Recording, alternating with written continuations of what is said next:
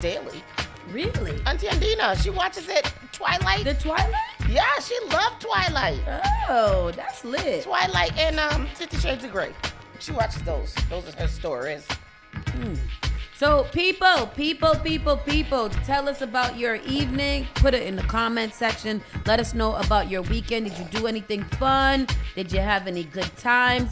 We want to hear all about it, and we'll start with ourselves. Quick check-in. I know we're a little tardy to El Partiando, but yo estoy aquí. Miss Tony, check-in. How you doing, girl? Oh, I am doing good. I had a very nice weekend. We did a lot of, I feel like we did a lot of nice things over the weekend, which was cool. What'd you do? So Friday evening, we went to a Black Excellence celebration at Boston Collegiate Charter School. They are actually recruiting for children now, if you guys want to go. It sounds like a fun school. It does seem like a fun school. And the students that were there were very enthusiastic and very nice. Yes. I liked it. So it was a Black Excellence. There was performance. There was a vendor market. There were food places that were in the vendor market that were giving Shout out samples of their food. To Zaz, the Coal Pot, and Lobster King. Yes, and then there were several Black businesses there that were displaying all of their goods, which was just really, really fun. I had fun in the vendor market. As Sauce pointed out, I am a supporter of Black business. Man, girl, if you want somebody to support your Black business, please invite Miss Tony to your event. She will buy something for everything. I did. I got some Eppies from Mumu, who makes pickles and Eppies. I got some very, very nice body butter from Gabby's Great Things. And I got some yoni soap from GP Organics. GP Organics. Very, very nice. But there was other things that I wanted to buy, but I couldn't buy everything. Very, very great time. Finally got a taste of Lobster Kings. I was so excited about that. Very, very good. And then on Saturday, we celebrated CK's birthday. The whole family went to Cathay Pacific. He was excited about eating Chinese food with his family. Nice place. We had a nice time. I like me some Cathay Pacific. I do too. Yeah, man. But Cathay Pacific is a vibe. I said that because I didn't get no invite. Oh, sorry. You know what? I missed a lot. Javi, the same thing. Like, damn it. Yeah. I just put the group chat on whoever's be in the group chat all the time. It is like, even if there's nothing going around, like, it's just good fast food. Sit down, have a little meal, have family a little style. Yeah, it's nice. We had a good time there. And then Saturday night I chilled out. And then yesterday, is New Restaurant Sundays for me. So we visited a new restaurant yesterday. Ooh, what's it called? It's called Cosmos. It's a Greek restaurant in Walpole Center. Ooh, what they got? It's got great Greek food. We went yesterday for brunch, but their dinner menu looks really, really good too. But we went yesterday for brunch. Very, very good brunch.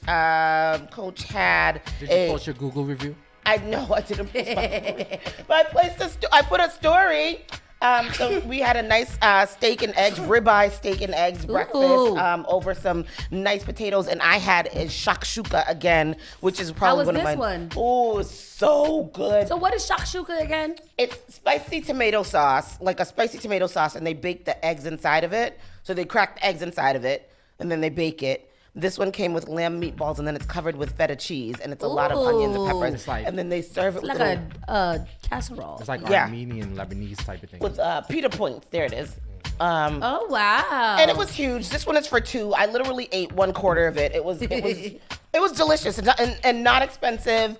Everything was very, very good. We had really, really good drinks there. And their motto on the wall says, what does it say? Let food be thy medicine, and medicine be thy food, which Amen. I thought was awesome. I believe in that. So it was a good time. You guys have a chance, go check out Cosmos out there in Walpole Center. Cosmo, we're not talking about cream. How do you find restaurants that you want to visit? So there's a girl that I follow on Instagram that reviews a lot of restaurants in Boston. She Black? No, well there's a Black girl and there's a white girl, and I follow both of them. And that matters. I'm sorry. There's three people. There's three pages. There's a Black girl. My diet is trash. There's the white girl who I'm not quite sure what her name is. I forget. And then there's another group that's an Asian girl and a white girl. And they review restaurants as well. And so I follow those two. And whenever I see a restaurant that I think looks good, I'll go and try out the restaurant for myself. So here is a challenge to you. Since you are following them and going to these places, why you don't do that too? I do pictures and post Anybody want to them see no picture? Make a reel. I don't know how to do all that editing. All you gotta do is I showed you don't have to edit. You just got to put them, add the put the pictures in a reel. and they do them for you. Oh, that's what you mean? Put the pictures in a reel? It's very easy. These things are very easy to do now. Yeah, or the video, you just take the video of your phone, little 2-second clips, and then you just add all of the 2-second clips, and they'll do it for you. Oh, okay. You have so many good things, tools. recommendations and resources and stuff. You like food, you're a sneakerhead, you like fashion. You should be making a lot of money doing what you do, and you just be visiting these people's things for free. They'll pay for you to eat there. They're paying. Oh, they'll pay. And All you I gotta thought do- yesterday when I was going in, I was like, I should tell them that I'm a food reviewer for a radio Yeah, station. and then you when should you do. build your page up to do that, then they can go and see you. I told But you. that's what you got to do. You have to start with the Google reviews so they can see that the Google reviews get numbers very quickly. Oh, okay. Like my Google reviews are like 12,000 views already. Really? I've only posted like 2 or 3. So you can get like very like if you go out a lot, you build those up and then you start your thing, you'll be good. And you go to good places too. All right. Yeah. I'll do. Help me do the one for this after we leave here when we done. Help me put it together. And then you gotta learn to do a little voiceover. You do radio, so you just. I know, because what is Click it. that voiceover thing? That's a whole nother realm. It's even if CK can do it, you can do it. I know. You're but just CK describing did, what you're CK doing. did such a good job. My mom helped me. And she helped me again. And I went outside. She opened the door again, and I went out, and it's outside. It's cold. I saw the smoke. Chris has his question. Morning money question. Do you think you good at saving? Well, if so, what can you pay for right now with the money in your account? A cheeseburger. And it's not expensive cheeseburger. Get one from one of the fast food joints that is under $5. Let me and look at my account That first, don't see even what's have no lettuce and tomato on. That just give me a patty and some cheese. Oh no. Let me see what I could get right now with my account. How about you, Tristan? In the meantime, what Nothing. you do? Nothing. Nothing. Yeah, nada. Wow. Nothing. Terrible. As Brooks. Damn. That's just broke. Yeah. I can't even pay for my bag on Spirit with this one. What I got in here. The money I have is in my hand and in my pocket is for Susu. Susu. Please pay that. Please. And that's the savings. That is the same thing. I did mostly the same thing Miss Tony did, except for last night. My homies over at one of my, I like to be groomed for business, and that sounds weird, like a whore, but it's not. So yesterday, one of my contractors invited me out to the Celtics game. Oh. So I went to the Celtics game against the Knicks, and let me tell you, it was fun. We had great seats.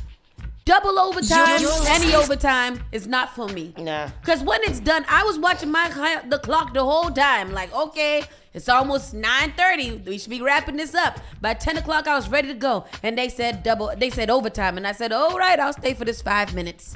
And then they double overtime. And I said, oh, nigger. Yeah. And then you know what I did after? I took the train. But the thing about going By myself. that's crazy. No. At No. 11:07. Oh no, because I was on the train. I was seeing things that were happening on the T this weekend, and I was like, I will never. Bro, I stayed up against the door with my body curdled around myself. Oh, I thought I went to the game, so I got in my good fine clothing, so I was looking very prestigious. I looked robbable last night. oh. But I did order an Uber while I was on the what? train to You look receive me at Robbable. Roxbury. Robbable. Robbable. Yes, by the time I got to Roxbury, to Ruggles. Oh, you my went to Uber- Ruggles? Girl, I ordered my Uber on the train. Like, come and get me Uber. Yes, you didn't go to JFK or nothing. Girl, I should have went to Back Bay. Yeah. But I just wanted to get away from the garden because you know how I'm supposed to find my Uber outside of the garden when everybody else calling an Uber. Yeah, that's true. You know what's really bad, especially bad too, about that double overtime game is the Celtics didn't even win. They didn't. They lost by like 1 point. I was like, y'all got me out of my bed. Y'all got me out of my bedroom. Late in the evening, taking the train, and we didn't even win. She. I'm sorry. But it was an amazing game. I'm sure it was very aggressive. I like going to Celtics games. It's a good experience. This is the first time I've been so close to, so it was super dope to just be like sitting on the floor. We was damn near on the floor. We was right behind the floor. Wow. It was crazy. It was crazy. We was like the first seat in the bleachers. Did you have thunder sticks? I didn't, but they had these big ass chains that they were giving out. I don't know when they was giving out, but I was trying to find when I couldn't look something for bars. Don't forget, people, save the date, bars, April 22. Anyways, we got to get into this show because it's getting light. Yeah. It's getting very light. All I know is that I can't be out late because I'm old. Spark FM Online, Saucy and Friends in the Morning starts now. You're listening to Saucy and Friends in the Morning with Miss Hot Sauce, Miss Tony, and Rockstone Triz. Call Spark FM at 617-272-3387. The only thing that does matter is great music, and you will find it here. The all-new Spark FM. You're listening to Spark FM. Online.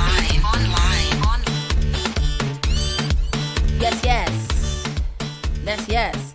Let's start out with the weather today. Today is going to be a high of 43 degrees. Sunny highs in the mid-40s. Northwest winds 10 to 15 miles per hour with gusts up to 30 miles per hour. And then tonight we're going to hit a low of 27, mostly cloudy. Lows in the upper 20s. Northwest winds 10 to 15 miles per hour. Gusts up to 30 miles per hour in the evening. What day was it when the wind was blowing ridiculously? All of them. Because it's been very windy out. This is what I think. They say that March comes in like a lion and out like a lamb, right? This March definitely came in like a lion. We had such a mild January, February, December, January, February. March came in with all kind of snow and wind and sleet and slick. No, it was Friday. Was it Friday that it was crazy? Because Friday was supposed to get the snowstorm into Saturday. Yeah, man. It's crazy what's going on. And it's been cold. Yeah. It's been very cold. Let's get into our stories. UMass Amherst warns of TikTok drinking trend after 28 ambulance called to off-campus parties. Is this that same thing that you was? Yeah, the scissor? No, the big old gallon of drink. Blackout rage gallons. Yeah. Borgs, yes. Yeah. We told you guys about Borgs before. The children are having even a funner time with the Borgs. I'm confused on the state of the union. Guess that's so bored. Borgs. Oh, I think that's where you were gone. So they're putting vodka into gallons and mixing it with water and like Kool-Aid. It's water, caffeine, and electrolytes. Oh, yes. Whoa. And vodka? Yeah, so it's they pour out half the gallon of water.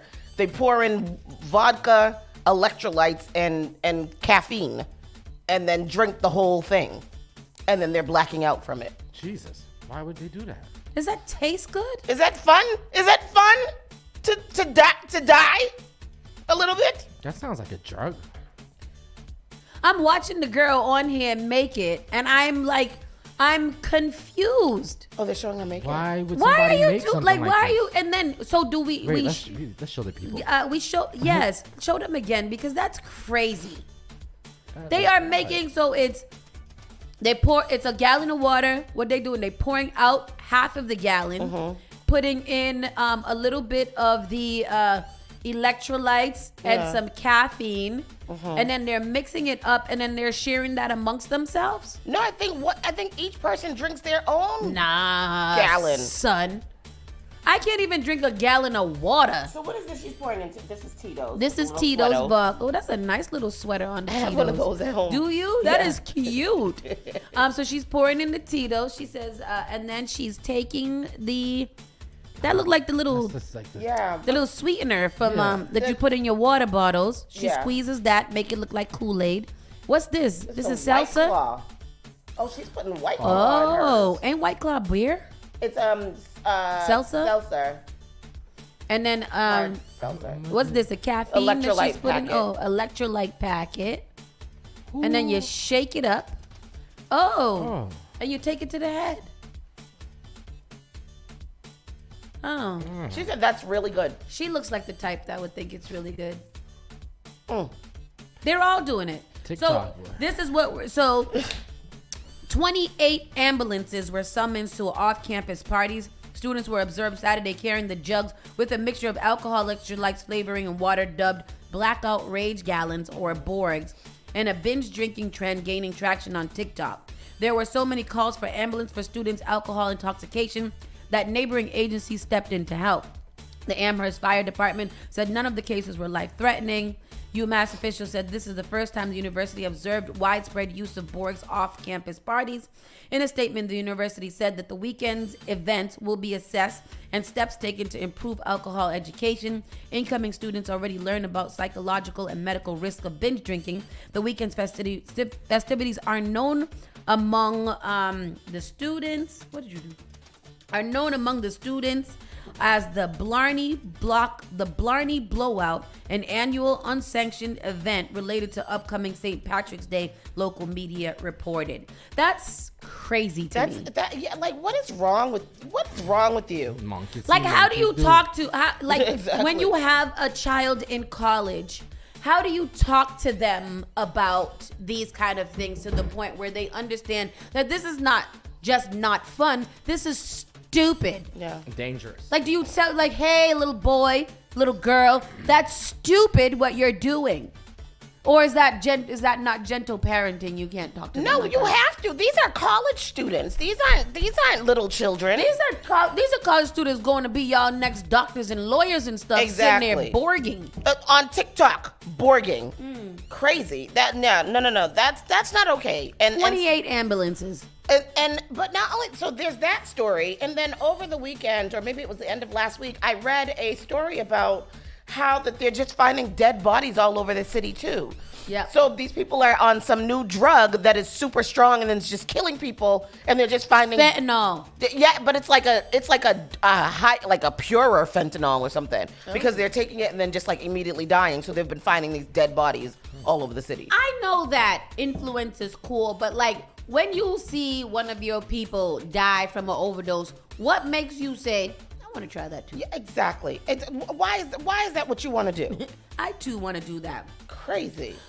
Leading up to that, well, I don't know, how do I want to lead up to this? Boston leaders are stepping up security for a St. Patrick's Day parade. So these kids are borging as they lead up and have these parties for the St. Patrick's Day parade. And South Boston leaders are now stepping up to help to prevent acts of hate. Yeah. Oh, because remember last time they had that big sign say "Keep Boston Irish" or something like that. Oh, Those yeah. masked men that go out there like a bunch of P words, put on all these masks just to be racist. Like, if you're gonna be racist, just stand on it. Like, say it with your chest.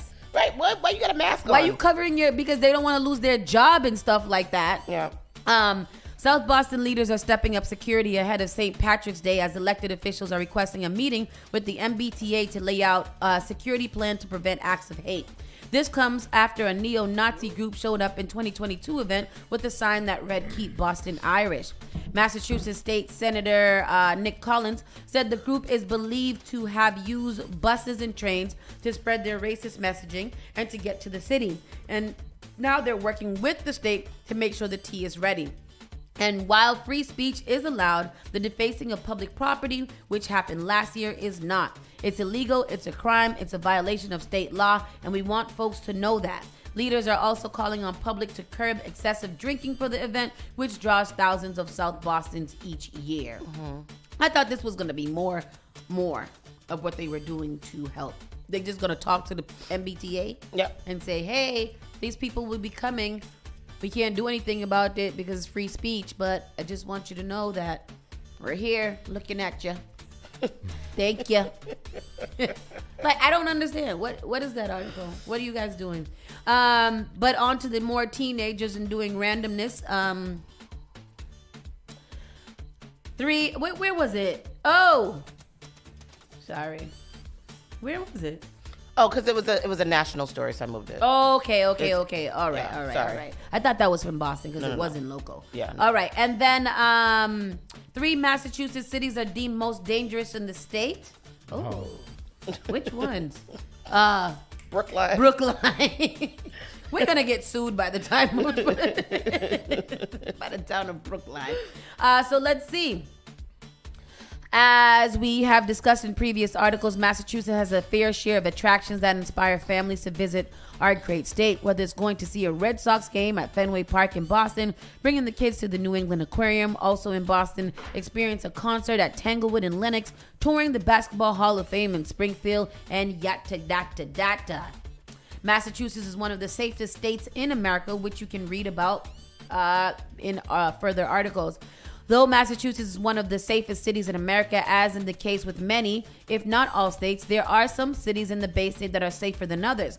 Looking at some recent data from the National Incident-Based Reporting System and published by PopulationU.com, currently these are the top 3 most dangerous cities in Massachusetts. New Bedford comes in at number 3. Yeah. North Adams. Where is it? Thank you. Anybody North know? Adams has a population of 12,000 people.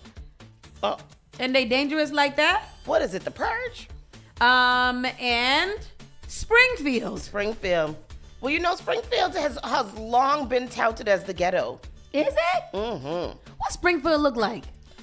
Have you ever been to Springfield I to have. go? Like to go and be there? Yeah, my godsister owned a house in Springfield, and I went out there one time for a little bit. And also, Springfield is the new location of the MGM Casino Oh. out there in Springfield. So I went out there and I hung out at the casino for a little while. It didn't seem dangerous to me, Got Springfield but I've heard a lot of Do it look dangerous? It doesn't. But I've always heard that Springfield is the ghetto. I feel like I have too, but then I just think of Springfield like, who even go there? I don't think this is true. You don't think Springfield so? got some good strip clubs. That's what I heard. It got a Golden Corral.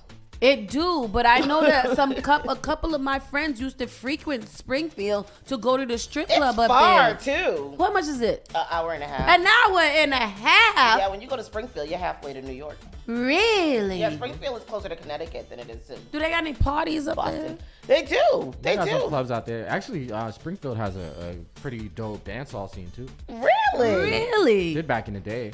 Because it's so close to Connecticut. Oh, All the Connecticut's Jamaicans. Jamaica.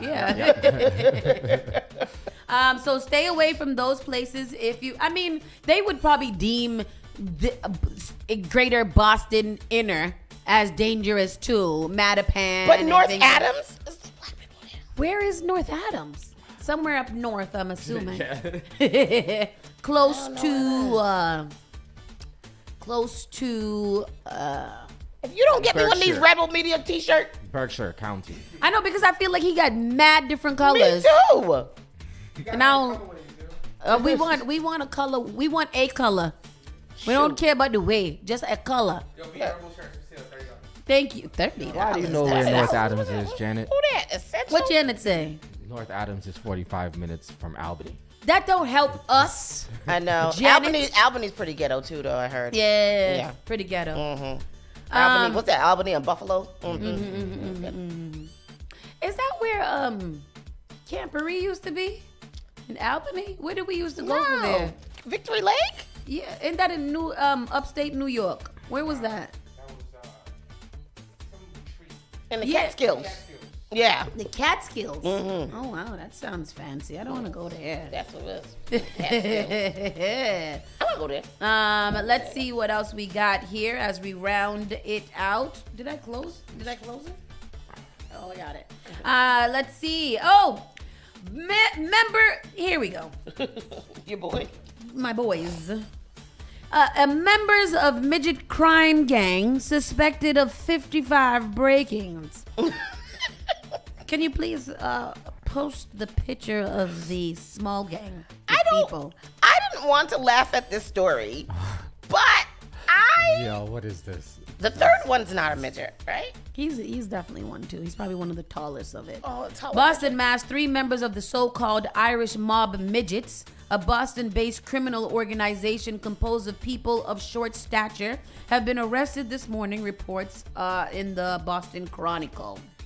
I'm not sure how true this story is. I have seen it several times, but I refuse to believe because the It's under publication. true crime. Security camera footage showed the 3 suspects during a home break-in in which the intruders entered the house through the pet door.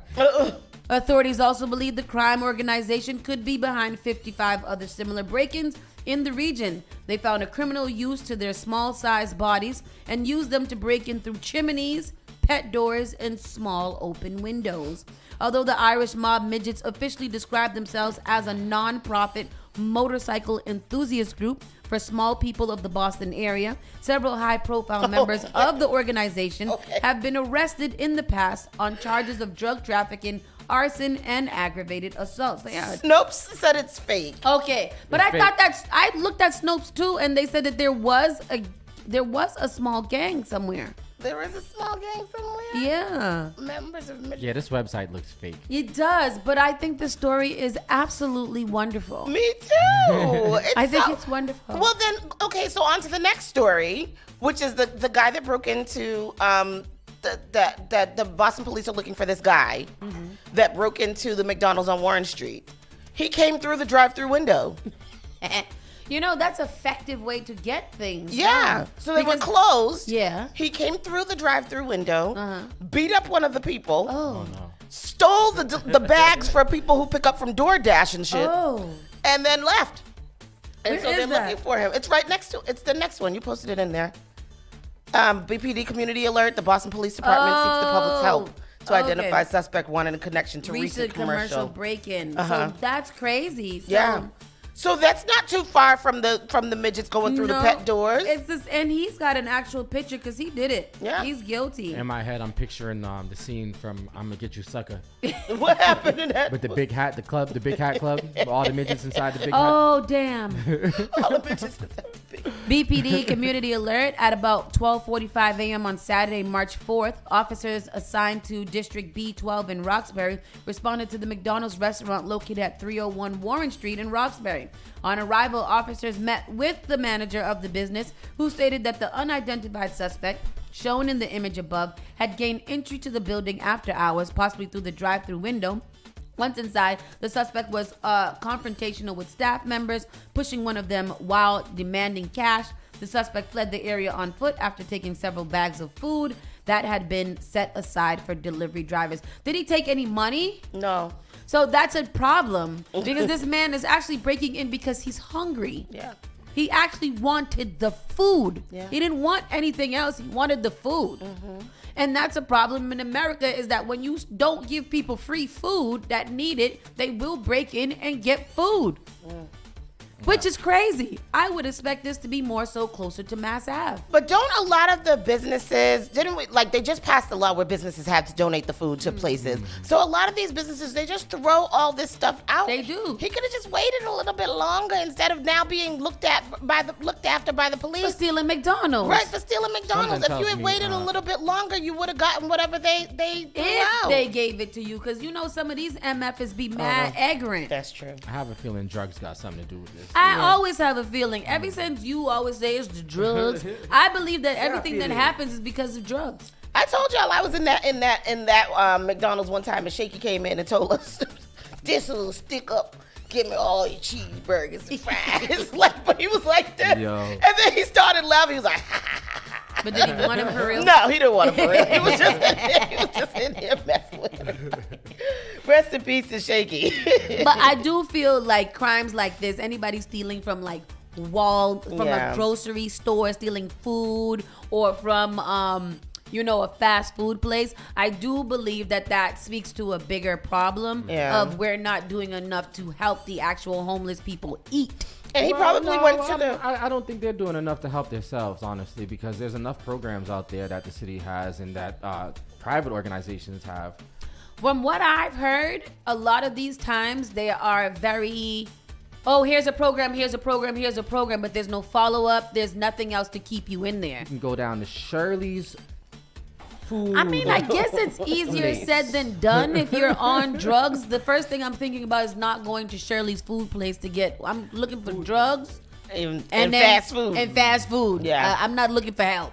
There you go. Yeah. Get one of them big old bags of groceries at ADSL. Keep on sending to my house. Why they don't send none to my damn house? I don't know, but I'm like, listen. I wish ADSL would send me some damn groceries. I like to eat too. Me and my I'll son. give you some. Thank you. I was like, let me get 2 bags. Chris gave me 4. I'm like, oh.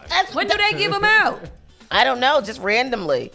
Well, put to the side a bag for my You household. better go to your mama church. Your I mama do. church got the nice My stuff. mother be This is bringing them good home, stuff. and then she be giving them to everybody else. So I want somebody to give to my mother. That church be good. That church food pantry be good. That concludes our Around the Way news. So we're gonna go take a Oh, quick wait, break. did you want to do the story? Who? There's a story on street art in Boston. Oh yes. All right, we have the Play the tune. the clip right. What is here. it? The tune. Clips. Signal it playing. That is. Nonprofit to highlight the successes of African Americans locally and their influence on him. Here's WBZ's Paul Burton. Breaking down segregation in schools was a major thing. I know for me, I was a part of that. I was in the METCO program for high school. So Okay, METCO. I'm a product of these stories. Spend 5 minutes with George Freeman, and it won't take long to we know him? discover what's on his mind. No, but I know or better that yet, place. That's the what's in art his department. heart to create. These are things that I wanted to make sure that we know about that can't be taken away.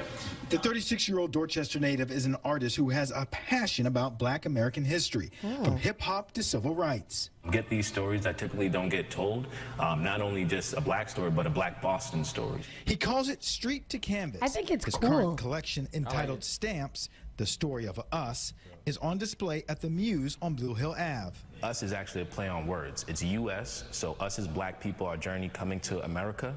U.S. as the nation, and then us as a collective of all Americans, because Black history is American history. He's created more than 100 acrylic oil paint pieces. He calls his street art an acquired taste, but one that's needed. There's not a lot of stories I feel today that are being told about the experience of, Black should do folks a in cartoon. America.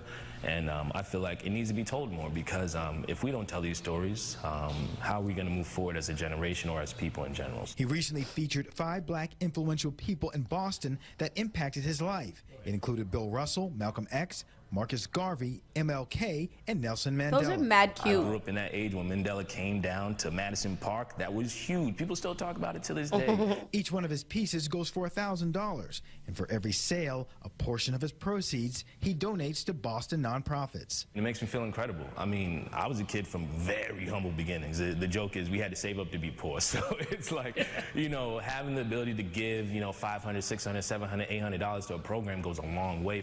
Making his own mark in Boston history, one art piece at a time. That's awesome. In Dorchester, I'm Paul Burton, WBZ News. Good for him. That's I love awesome. to see it. Yeah. That is awesome. One more quick mention. Yesterday was March 5th, and March 5th was declared Christmas Addicts Day by Mayor Michelle Wu on Thursday. She declared today, March 5th, Christmas Addicts Commemoration Day. The day honors addicts who historians believe was the first casualty of the American Revolution at the Boston Massacre. And yesterday is the 253rd anniversary of the Boston Massacre. On March 5th, 1770, a group of 9 British soldiers shot 5 people in a crowd of 300 or 400 who were harassing them verbally and throwing various projectiles. One of the 5 killed was Christmas addicts. And so, yeah. That's good. Yep. So yesterday declared Christmas Addicts Day in Boston. I like those kind of days. Somebody else recently got a day the other day. I don't know. How do you get a day? Let me see.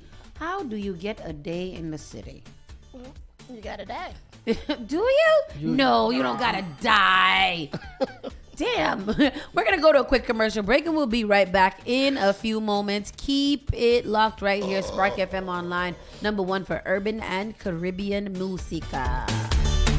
You're listening to Saucy and Friends in the morning with Miss Hot Sauce, Miss Tony, and Rockstone Triz. Turn it on. Turn it up.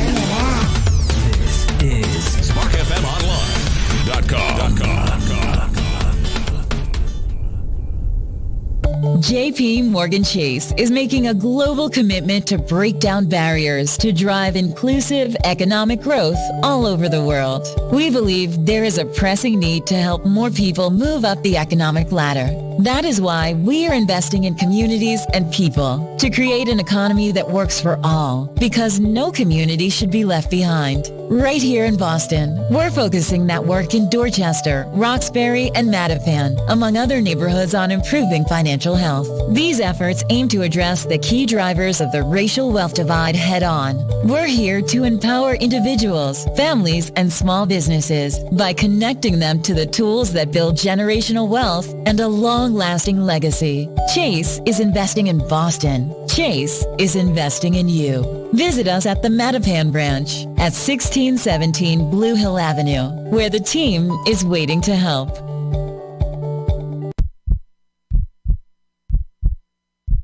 How healthy is your heart? Believe it or not, half of the country has at least one risk factor for cardiovascular disease. Hi, I'm Senator Liz Miranda from Massachusetts. February is American Heart Month, a perfect time to focus on our overall health and well-being. It is important to know that high blood pressure, high cholesterol, and smoking increase the risk of heart disease. But did you know women, rural Americans, and racial and ethnic groups are also disproportionately impacted? While not all of these factors are controllable, we can take preventable steps to stay healthy. Regular exercise, eating a balanced diet, and not smoking are a good place to start. Make an appointment with your healthcare provider today to assess your risk. If you have heart disease, monitor your blood pressure and keep up with your healthcare visits. For more, visit womeningovernment.org. Hi, it's Tori DeVito. In every family, small conversations can make a big impact. I grew up on tour with my parents. Kind of different, but we bonded over music just like other families do over sports, camping, or other interests. And we talked. Little everyday conversations from silly to serious that built a foundation over time. Honest conversations, like when my dad shared his experiences as an alcoholic. Your honesty about that part of your life gave me a sense of integrity that I wanted to uphold in my own life. And I was so grateful that you and Mom had become these sober, stable people who were always there for me. I wanted you to know from someone who's been in recovery more than 30 years now that hard work is what creates success, not alcohol or other drugs, whether it's music or anything else. I said it a lot, and I'm glad you took it to heart. Talk, they hear you. For more information about talking with your kids about underage use of alcohol and other drugs, visit underagedrinking.samhsa.gov. Hi, Rosa. How are the kids? Good. But I have a question about the COVID vaccine. Kids who had COVID have immunity, right? True. They have some immunity, but also true, vaccines strengthen that immunity. But how do you know if it's safe? The vaccine was developed so fast. True. It was fast. Also true, scientists had a head start. They've been studying similar viruses for years.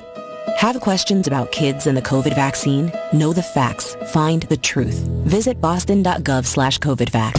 The all-new Spark FM. Spark FM. Come on. Spark FM. Yo, sugar man be ballin'. Leave chicks pigeon toed. Some of them be crawling. Spark FM. Oh gosh. It's me again. New England's #1 urban Caribbean music. Radio. Spark FM. Spark FM Online, #1 for urban and Caribbean music. We are back. I bet y'all didn't know that Super Woke Javi was in the building too. Yeah. How you doing? Mic check. Yo, Mic what's check, up? mic check. What's up? Bung, bung, bung. It's time for our national and world news. Miss Tony, what you got for us? Ooh, the national news been newsing.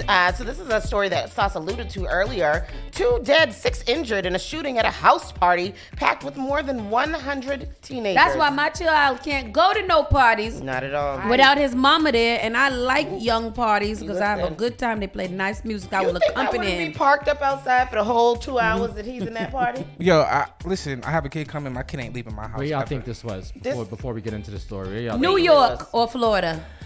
That does sound like Atlanta. I don't know. That's what I feel like. Yeah, New York, Florida, Atlanta. It is Atlanta. At least 2 people were killed and 6 others were injured when gunfire erupted late Saturday night after a suburban Atlanta house party packed with more than 100 teenagers happened. The shooting broke out at 11 p.m. at a home in Douglasville, about 20 miles west of Atlanta, according to the Douglas Police Department.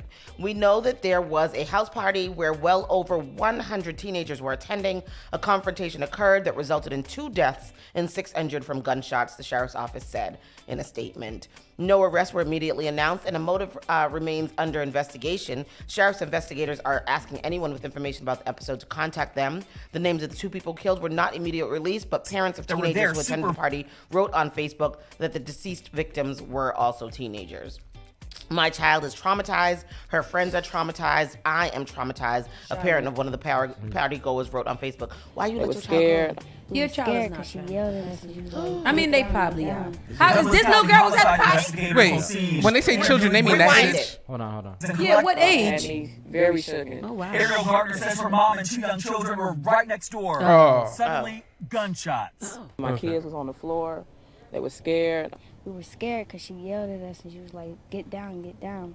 Douglas County homicide investigators on scene, interviewing witnesses and collecting evidence for hours Sunday morning. They say a fight escalated into gunshots where over 100 teenagers were gathered outside this home on Sitka Drive. 2 people were killed, 6 others injured. It was almost like a block party. LaShondra Martin lives right across the street and panicked because her children were at that party. She says that she looked outside and saw a young girl lifeless in the street. She rushed over to help. She was on FaceTime with somebody when she got shot. So I'm going through her phone trying to find her parents' number just to, let them know what's going on. She says it was too late. The girl had died. She says that it was a Sweet 16 party and she only let her kids go because it was close by and there were adults that were there supervising. It just terrifies me. Very distraught. Wow. Yeah. So a Sweet 16 party. Yeah, that's crazy. That's awful. Because at first I'm like, what parents are going to have 100 kids partying in the house? But it's a Sweet 16. But that's even like for a Sweet 16 party, like that sounds after party-ish. That doesn't sound like Sweet 16's in a little hall. Yeah, you invite a little 50 kids and stuff like that. Not no 100 kids in a party. And then, so how old was the shooter?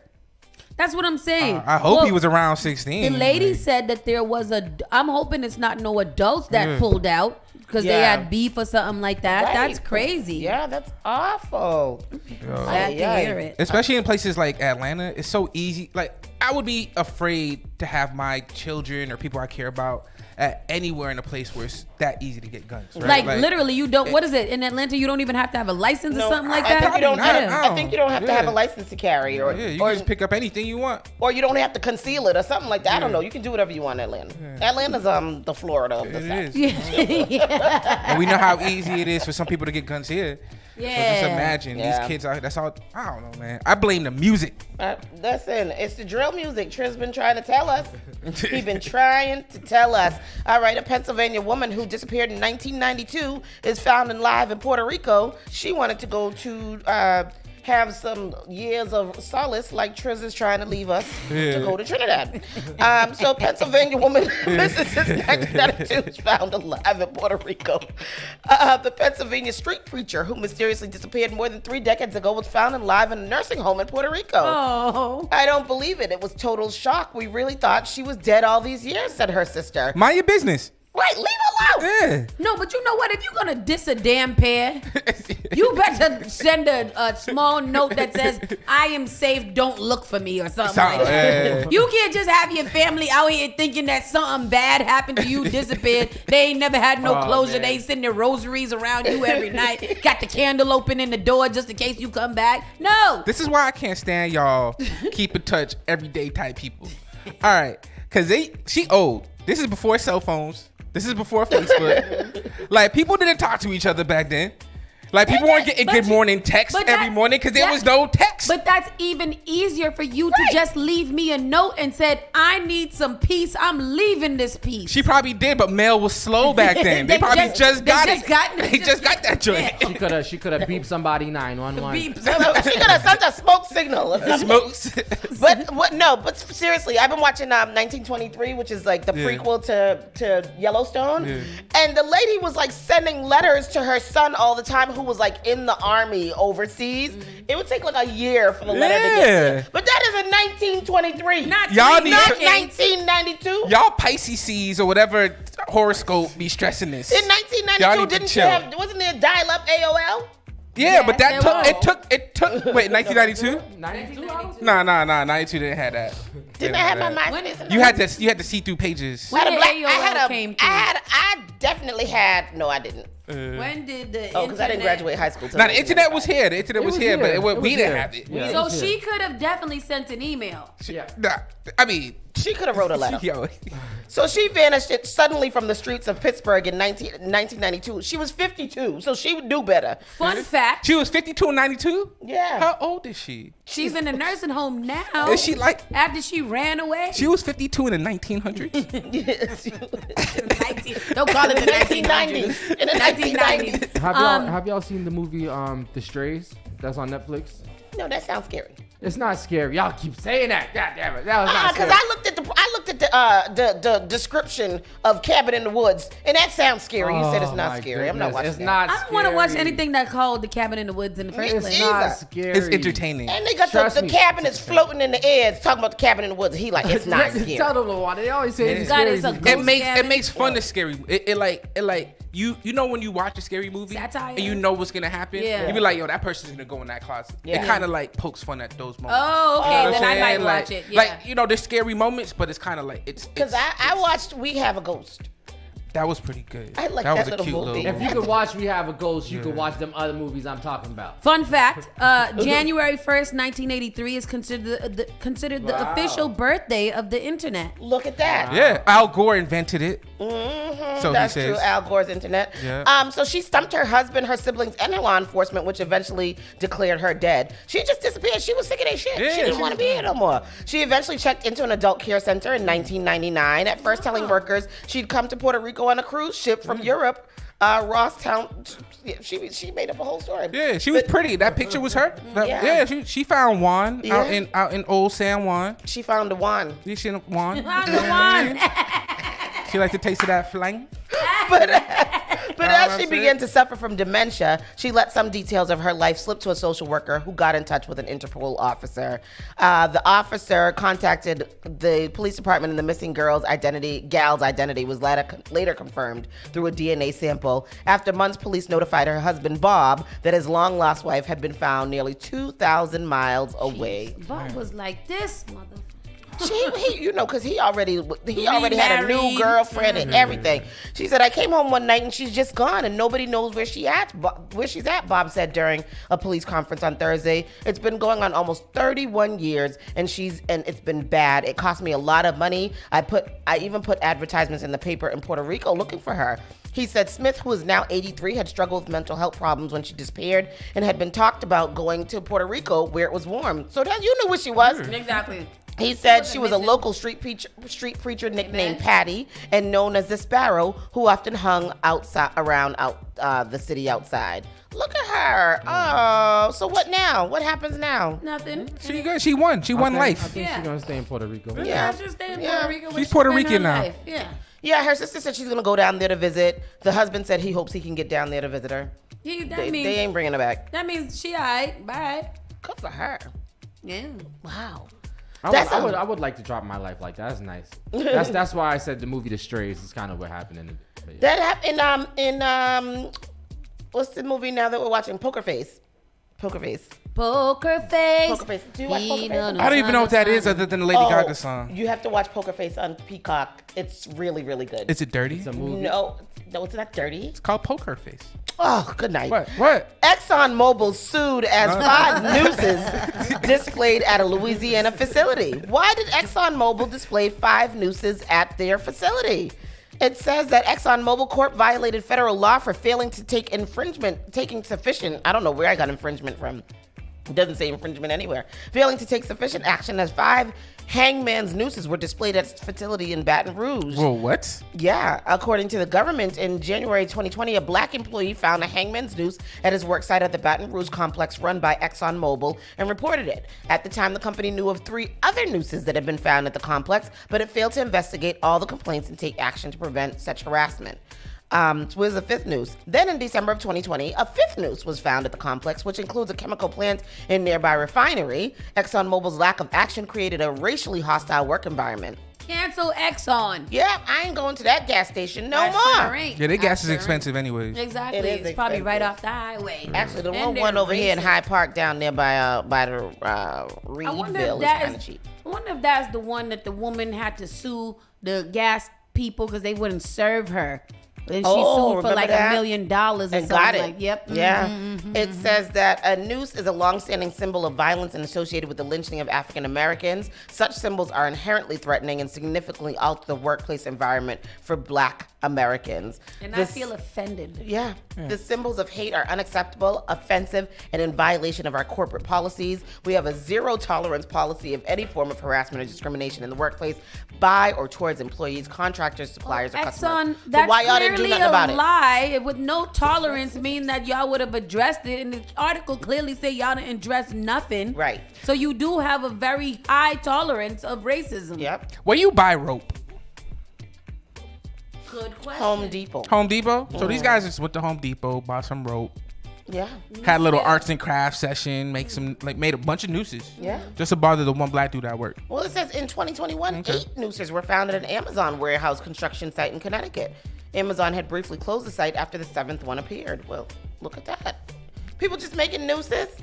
Is it easy to make a noose? I Is that think a it is slip easy knot? to make yeah, a because noose. you just tie it and then And I mean, is it a noose or is it just a Pathfinder knot? What? Seriously. Like, do you gotta be offended by it? Pathfinder's a veggie scouts. I feel Anybody like this is one of the ones that you got to be offended by. If you ever see a noose, just be like, that can't be mistaken for anything else. No, but it has been. So this reminds me, this black NASCAR driver. I forgot. I don't watch NASCAR. Lewis Hamilton. No, he's F1. Oh, excuse me. NASCAR is the Confederate flag. Bubba. Bubba. Yeah, Bubba. Yep. Mm-hmm. And there was a big controversy because there was a noose found in his garage. Oh, yeah, I remember that. yes. Yes. It was a big thing. Like, everybody was angry. They got rid of the Confederate flags in NASCAR. Come to find out, it was just a knot. Yeah. A knot for what, though? Because they had, when you have engines and you have a garage door, all that stuff. But I feel like they shouldn't get that mixed up. Like that, a noose is significantly noosey versus a knot, right? But it's a legit lot. It is a real knot. Yo, racist white folk ruin everything. They did, because in Pathfinder they do teach you that knot of how to do that specific knot. One day I'm gonna need a knot to save my life, and I'm not gonna do the noose because it's racist. I'm gonna die. Exactly. But is it racist if you do it? Because you Black. So it's not racist if you do it. Unless you're like Clarence Thomas. Yeah. If he does a noose, he definitely wants to kill black people. Yeah. If Obama does it, it's cool. It's cool. That's cool. selective anger.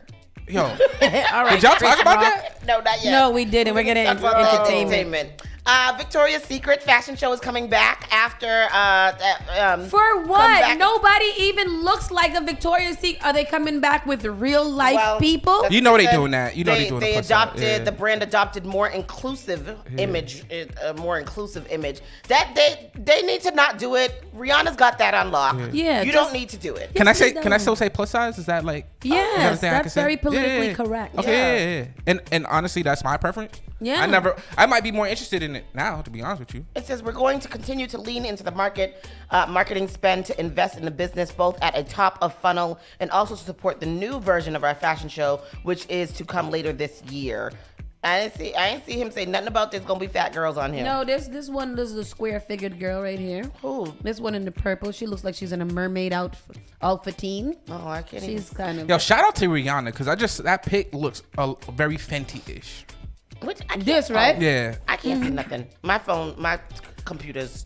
She changed the game, yo. Is that Lizzo? Yeah, that's Lizzo and Kim Kardashian. Lizzo with her Yitty line also. I'm surprised Lizzo doesn't have a fashion show yet. Does she?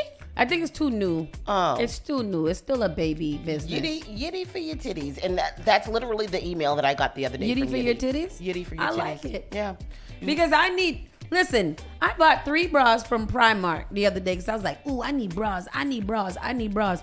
Them bras do not help anything. My bubbies have consistently been treat outside. Your body like that. Huh? You don't treat your body like With that. Primark? Your underwear gotta be top shelf. No. This bra that I got on this All- might be all your of my bra that I underwear have is on. top See, shelf. because that's what I usually get mine the other day. Where did I go? Oh, Marshall. I bought some nice one from Marshall, a little Jessica did? Simpson. And they got little matching ones. No, but them Primark ones, Yeah. they do, it's like $13 for 3 bars. That's good. Yo, and then it just hold up, don't hold value. nothing. I'm with Tristan right on that though. Like I don't know nothing about wearing a bra, nothing like that. Even though I got boobies for a man, you know what I mean. But like having, I don't know. My wife started buying me like some of them Fenty joints, and then something nice. You wear little- Fenty? I mean, Wow. listen, I didn't go out. And Y'all look got for a it. subscription? She got a subscription. does. She definitely got. Oh, one. yeah, she do. The last time you She seen, always had when's the Fenty. last time you seen Shanice that she didn't have on something Fenty? That's very true. That is very true. I don't know, but I just know the joint's comfortable. I feel like I'm just right now. I feel like I'm sitting on. Oh, listen, I got a lot of Fenty. I got a subscription too, and they get me every other month when I forget to skip the month. So then I have to go and make my little, bundle with the 4 things, but it's good. Yeah. Because you get 4 things, and I got lots of sets. I don't wear them though. I wear this little too small bra that I think is Danielle's. No, that's where I go, Janet. I usually go to Target. Target is my fave to go to buy underwears because they are good quality. But I would no bueno, error on the Primark. Just my 3 error. best bras are from Victoria's Secret, and my ex-boyfriend brought them for me. Yeah. They really are just the best thing ever. They That's all expensive, but They're dumb expensive. They're like Dumb $58 for a bra, dog. I don't even have that for much going one on. bra. Nah, I dropped like $200. I feel like on 2 bras for my wife once. Yeah, she's got What the hell is them? The diamond encrusted ones? I don't know. I don't know nothing about bras. So I was like, yo, give me the good ones. Rhinestones and things like that. That sales dude was like, all right, word. Yeah, Rhinestones on them. I don't know how much. Conflict diamonds for Wanda sure. said buy the Lane Bryant one. Caller, you're live. Does this work? Yes, LaWanda, Lane Bryant, they sure do. Caller, does this work? I don't think he was able. He's coming in today to fix it. LaWanda, I got Lane Bryant bras from 1999 that I'm still wearing. Probably got some Lady Grace too. Y'all I ain't got no damn Lady Grace. Those are the nice shielded ones Lady with the Grace lace. go up to here and come down to here and then cover your whole back. It looked like you got on a holster. Crop Lady top. Grace sounds like it belonged to my grandmother. It do. That's where all the grannies used to Jess shop. talk about all her bras and underwear from Vicky's. It would be Jess because you look like one of them girls. Not me. I ain't got that type of time or Me money. either. I'm not buying my own bra from Victoria's Must Secret. I'll be tell nice. you that. Nah. ExxonMobil, okay, we already talked about that. Facebook and Google are handing over data to help police. So if you're being a pervert, you're going to get caught because Facebook and no, that's not what it is. They're handing over data to police to help prosecute abortion seekers. Yo, these dudes are tripping, bro. Are you kidding me? Mark, what's his name? Abortion seekers? First of all, Mark Zuckerberg needs to mind his goddamn business. Say it okay. Because ain't nobody tell you that Facebook needs to be. First of all, who's asking for an abortion on Facebook? What do they have, groups? Do they have It's groups? got to have an abortion group. I mean, they make it illegal in all them Republican states, so they probably got a really couple is. of groups on Facebook. It really, yeah, you're right.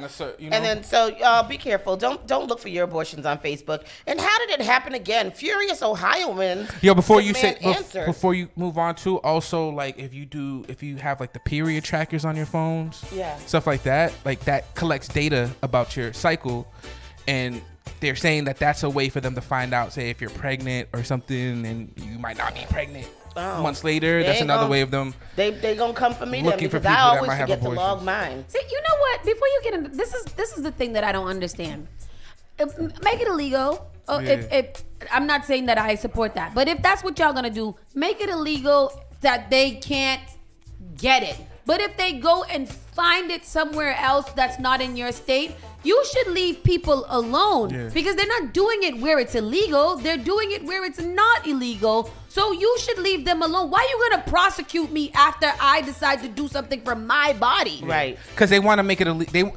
A lot of not to get too deep into the weeds, but a lot of politicians that support local, quote unquote, local abortion bans. Yeah. If you really pay attention to what's happening on that side of the aisle, They want a federal ban. I know that. That's what they want. Like these people, and again, for whatever reason, some people are genuinely believe that abortion is murder, right? Like they genuinely believe that, and they believe that they're saving babies. So right? do they believe that they should jail all of these women that are having abortion to fill our jails with abortion people instead of people who are committing crimes with actual guns and things? Because that's what I don't understand is the connection. You are okay with jailing women, whether they do it for medical reasons, whether they do it for rape and incest. You believe that jailing women that seek out an abortion is more important than stopping gun violence and people that are actually going out and committing crimes. You ever heard Candace Owens talk about abortion? I don't listen to Candace Owens talk about anything. But it's a good window into how they think. I agree. I don't even know what Candace Owens' voice sounds like. Save yourself. You guys do know why they're doing this, right? Doing what? Why are they trying to stop everybody from having abortions? Because they want a pure white race. By 2030, there's white people is going to be the minority or some foolishness like that, and they trying to prohibit. They're. I feel like they're going to kill more white people by doing this. Yeah. I mean, there's always, and that's the thing. Like it's not based on any rational like argument, right? It's either a religious argument, it's either a racial argument, right? But it's not based on like what's actually best for society, for everybody, right? And So let me ask you this: when it comes to the fact that our Constitution or whatever says that we have to separate church and state, do they? So is that like? So are these things just like we're following the Constitution to the whatever, but not that part? Like we're gonna just disregard that part? Selective outrage. Huh. Chris Rock was right. Chris Rock be telling you. No, but it's really, I mean, I have no answers. If you could find an answer to this question, which is the contradiction that people have when it comes to following like the Constitution, like either you're for free speech or you're not, or you're for the Second Amendment or you're not, when people miss, like there's a lot of gray area, and it's, I don't know, bro. Yeah. You find an answer. America is just so confusing to me. America's which crazy. Yeah. Racism is confusing to me, and so is America, which is go hand in hand. Yeah. And I just don't understand why everything has to be so hard. Yeah. But it is. No, but it is. But this is what I've been trying to tell people. And I'm like politics, like it's so hard. Back in the day, nobody's opinion mattered because we didn't hear it. We didn't hear it. Yeah. Your crazy uncle would talk about how like the government's trying to put lizards in your soda, right? Yeah. But he would say that to you, and he'd be like, "That's my crazy uncle," dinner, or maybe the neighborhood. Yeah. But now your crazy uncle is everybody's crazy. He is on YouTube. He has a podcast. Yes, he has 20 million followers. Yep. Yes. Yep. And now everybody that actually may have thought about that is like, yes, they are putting lizards in our soda. Bro, I saw one. The people that you have here Tuesday politics, most of them are people that probably went to school to study this stuff, right? Like this, because it's hard, and they don't even have the answers, right? But then for some reason, when it comes to politics, we don't do this for any other profession. Your doctor tells you your arm is broken, you don't go like, well, give me surgery on my leg. Right? Yeah. But when somebody that understands the nuance and the complexity of the political history in this country, they understand how governments work, how the bureaucracy works, like they really put in the work. They might not agree with you on the margins, but they understand how government works. Yeah. I'm thinking about like Mitt Romney and Obama versus Trump and whoever on the left is like that, right? We tend to think that George Santos. Yeah. Somebody was talking about him. They were like, they can't fire him because he gonna come in there and kill them all. But they don't. They don't know anything about politics. They just want the power, right? And that translates to people that might not want the power, but they want their opinions to matter. Marjorie Taylor Greene. Yeah, she's a freaking dingbat. She's. When I think about like a lot of these politicians, I just feel like America's just stupid then. But how did Marjorie Taylor Greene make it so far? But that one, who's the one who talk about lipstick on a pig? The one who was running for president. Palin. Yeah. Yeah. Well, how come she didn't make it as far as Marjorie Taylor Greene? I think Palin is going for vice president. She's going for president or something. No, Palin. She ran for governor of Alaska. She lost. Oh, okay. She lost because they had the runoffs out But there. Huckabee made it in like Arkansas or something like that. Yeah. Well, and that's another thing, right? And this is why, again, when we talk about politicians, especially in the House of Representatives, well, any politicians, like all politics are local. And what that means is that Marjorie Taylor Greene is not going anywhere. Because her constituents, are the people same. that vote for her, agree with her. Yes. It's a small percentage. It's a small district in Atlanta or whatever. That makes sense. Right, and they or whatever. Yeah. And they voted her in. They agree with her. Yeah. But if you think about Georgia also brought in they have 2 Democrat senators. Okay. So the state as a whole is blue right now. Yeah, right? because we flipped it. Right? Yeah, but then just like Boston, like Carlos talks about it all the time. Like Raina Campbell and everybody and Deal. Yeah, and then through gerrymandering, you concentrate these ideas even further, right? Gerrymandering, it manipulates the borders around districts to make sure that certain politicians have power and they stay in power in those areas. So people like Marjorie Taylor Greene, as much as people hate her, AOC, as much as people on the right hate her, yeah, that's true. They're not going anywhere. They're not, right? And that's what we need to understand. These people aren't going anywhere, so we need to figure out a way to live with them, and we just got to figure it out, bro. That's it. She just needs tomatoes too. Tomatoes. Let's see, what else you got? There was another train derailment in Ohio. This is the what is this? The 4th one in less than 5 months. And then yesterday was also the anniversary of the Bloody Sunday in Selma, and Biden visited, walked across Edmund Pettus Bridge, and talked about how it's still the voting process down there is still messy there in Selma, Alabama.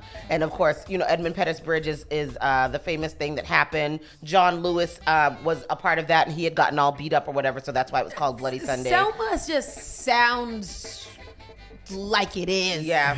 Like it just sounds that. Right. It so he sounds said the right to vote and to have your vote counted in the threshold of democracy and liberty is being threatened. Biden said near the Edmund Pettus Bridge. The fundamental right remains under assault. Conservative Supreme Court has gutted the Voting Rights Act over the years. Since the 2020 election, a wave of states has passed dozens of anti-voting laws fueled by the big lie, he said.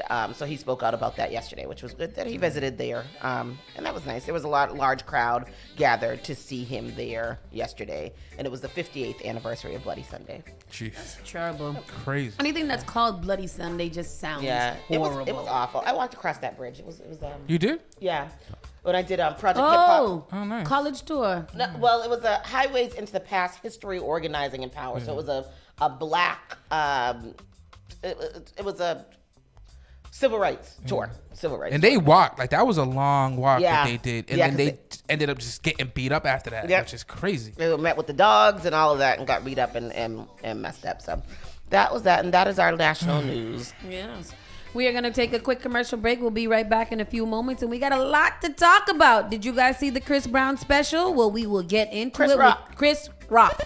We will get into it after the commercial break. Spark FM Online, #1 for urban and Caribbean music. You're listening to Saucy and Friends in the morning with Miss Hot Sauce, Miss Tony, and Rockstone Triz. The all-new Spark FM. Spark FM. Log on to sparkfmonline.com. Yamba Market. Visit the first black-owned dispensary in Cambridge. Yamba Market's mission is to participate authentically in building a socially restorative adult cannabis market in Massachusetts and beyond. Their commitment to the Yamba family is to provide an inclusive and exemplary experience focused on a broad selection of unique strains, quality products, and customer journey. Open from 11 a.m. to 11 p.m. every day. 580 Mass Avenue, Central Square, Cambridge, Massachusetts.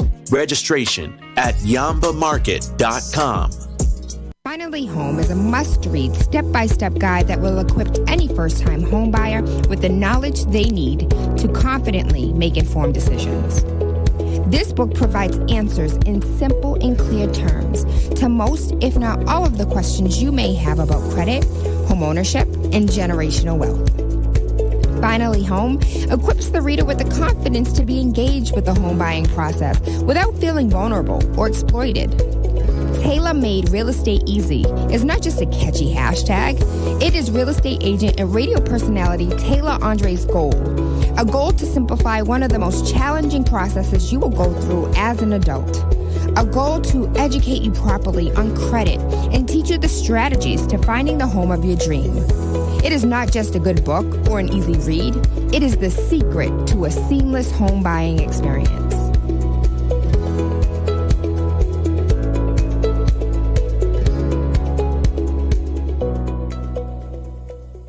JP Morgan Chase is making a global commitment to break down barriers to drive inclusive economic growth all over the world. We believe there is a pressing need to help more people move up the economic ladder. That is why we are investing in communities and people to create an economy that works for all, because no community should be left behind. Right here in Boston, we're focusing that work in Dorchester, Roxbury, and Mattapan, among other neighborhoods, on improving financial health. These efforts aim to address the key drivers of the racial wealth divide head-on. We're here to empower individuals, families, and small businesses by connecting them to the tools that build generational wealth and a long-lasting legacy. Chase is investing in Boston. Chase is investing in you. Visit us at the Mattapan branch at 1617 Blue Hill Avenue, where the team is waiting to help. The all-new Spark FM. Spark FM. Come on. Spark FM. Y'all, sugar man be ballin'. Leave chick pigeon toed. Some of them be crawling. Spark FM. Oh gosh, it's me again. New England's #1 urban Caribbean music. Radio. Spark FM.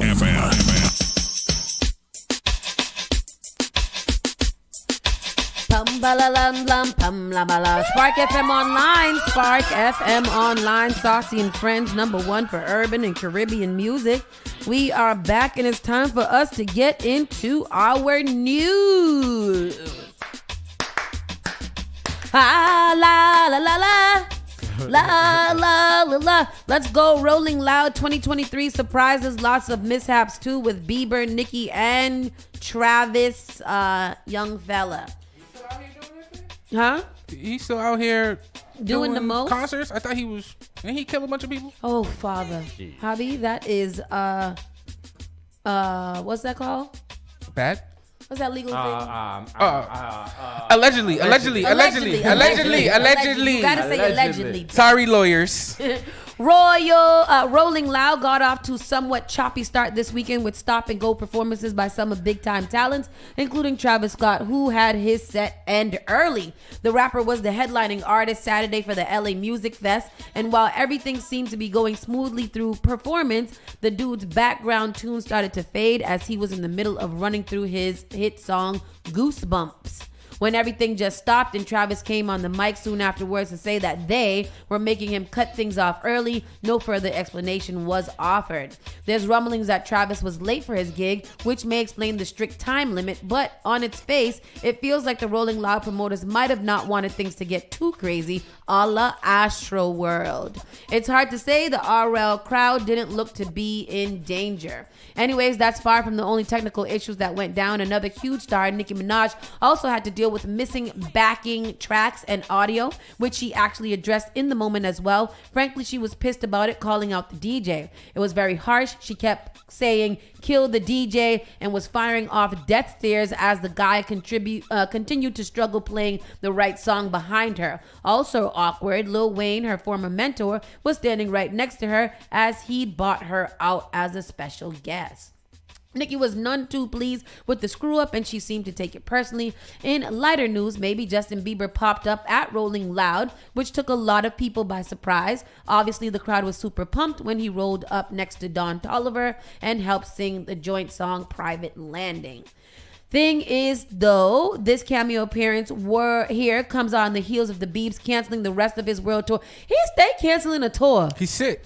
I know, but why he keep putting them on If he gonna cancel him. I think he's in recovery right now. I mean, I'm not a Beeb. What do you call it? Beebs? I'm not a Beebs.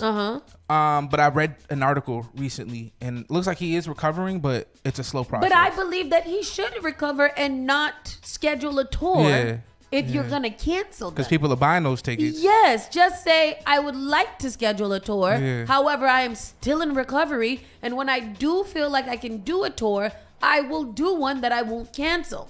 That's a lot of words, but makes Or sense. just, relax. You have enough money. Most assume it's because of his health struggles, which has forced him to hit pause in the recent past. But this time he didn't speak on it at all, just kind of threw in the towel. Now here is an on stage looking just fine. Now here he is on stage looking just fine, which might raise an eyebrow with his fan base.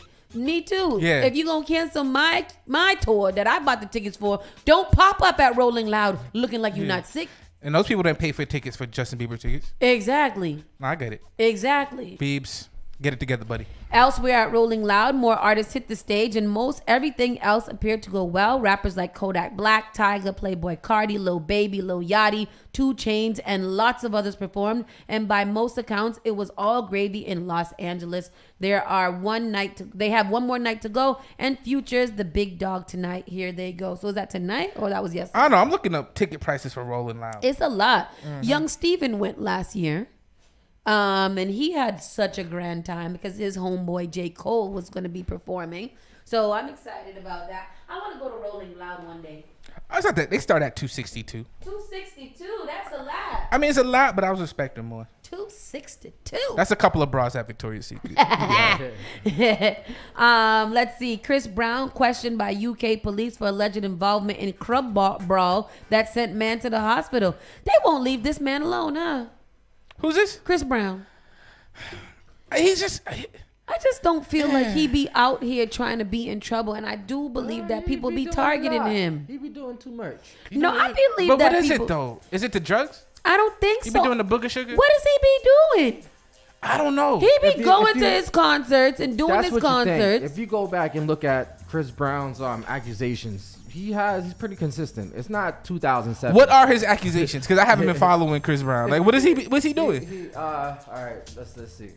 Because I feel like he's just out here charging his fans $1,000 for a meet and greet or whatever it is, and he's chilling. Chris Brown has been questioned by UK police for his alleged involvement in a club brawl that left an unidentified man hospital last month. According to Radar Online, Brown and his entourage went to the Tape nightclub at Hanover Square in London, England, after his performance at the OT Arena. Shortly after arrival, a fight broke out between Brown's crew and other club patrons. As a result, a man was allegedly struck in the head with a bottle and assaulted by Brown's crew once he tried to flee the club. At the fight, as the fight was being broken up, law enforcement was called and the man was rushed to the hospital and released with non-life-threatening injuries. A row broke out with a guy in Brown's crowd, and the man was hit over the head with a bottle. He tried to get up in the ground to escape, but he was surrounded and then punched and kicked before security broke it up. Damn. Brown has been performing overseas for the past month for his Under the Influence tour. During the tour, he's performed a variety of his classic hits and recent music such as Run It, Gimme That, Heat, and We. Oh, his security is just garbage. All right. Are you guys ready? Yep. Chris Brown's timeline. 2009, Chris Brown physically assaults then girlfriend Rihanna. 2010, Chris Brown is denied visa because of the thing.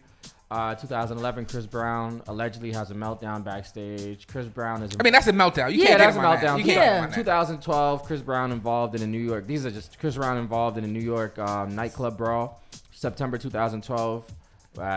Test positive for marijuana? I'm positive for marijuana right now. Exactly.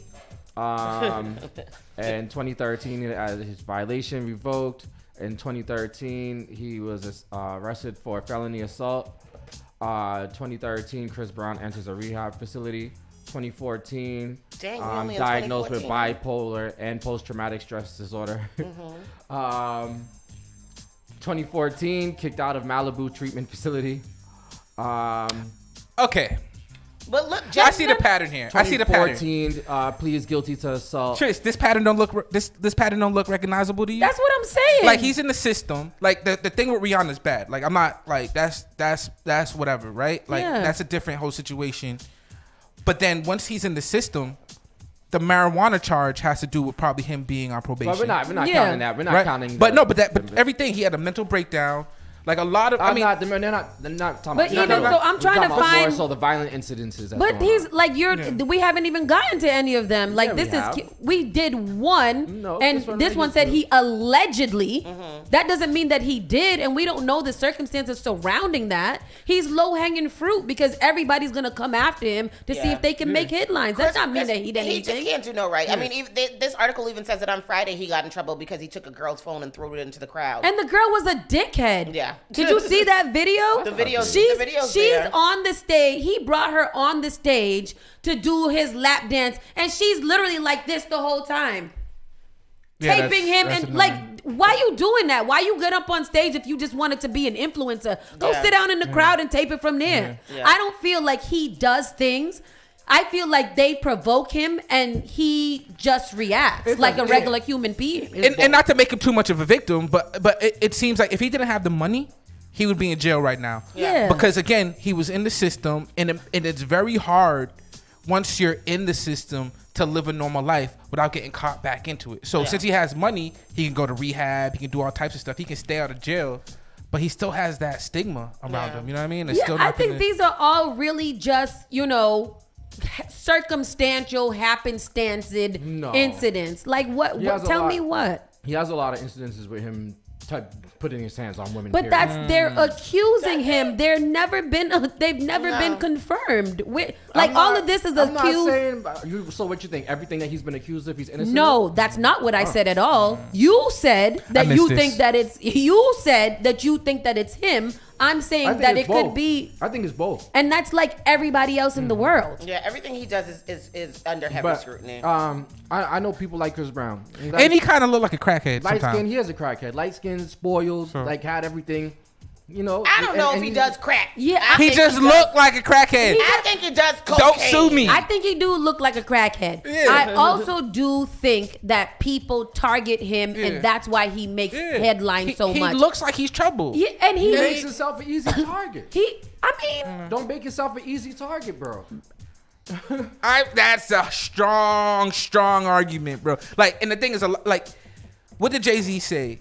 Right? People always talk about they gonna take his advice other than the 50,000, whatever that meme is, right? But Jay-Z did give some advice. He spends money on a doctor and security, right? Like, Chris Brown makes enough money that he should be. But this is what they're saying. They're saying his security is the one who beat the dude, not Chris Brown. But that's what I'm saying. His security ain't supposed to be doing that. His security is supposed to take him and move him out the situation. Period. You protect the money.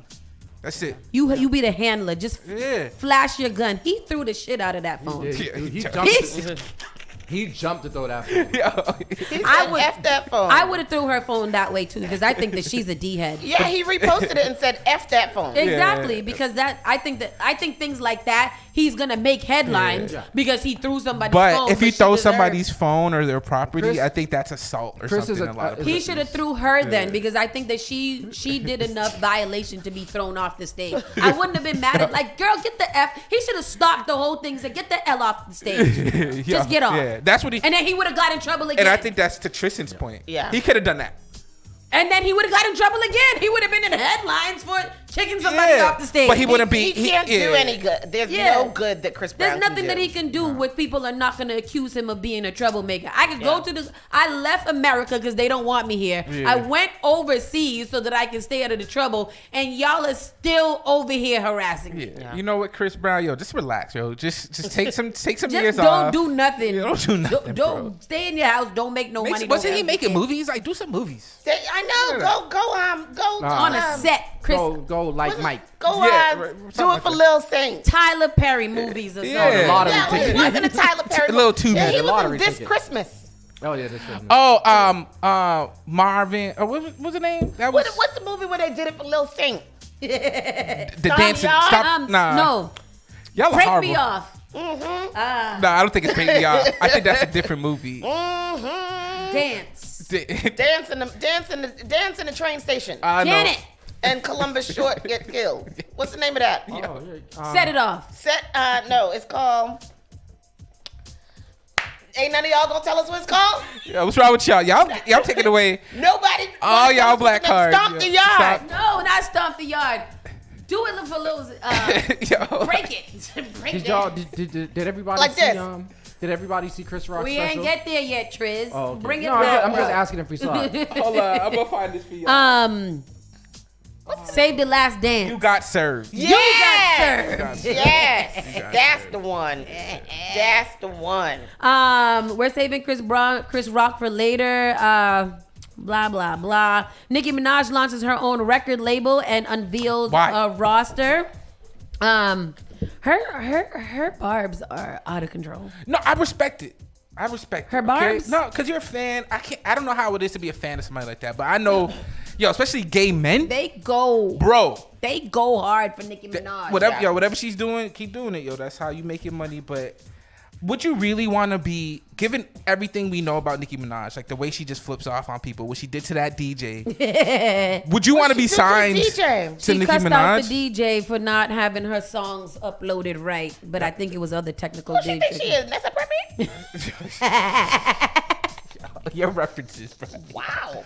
It reminds me of the time 50 Cent threw the mic at Chubby Chub on stage.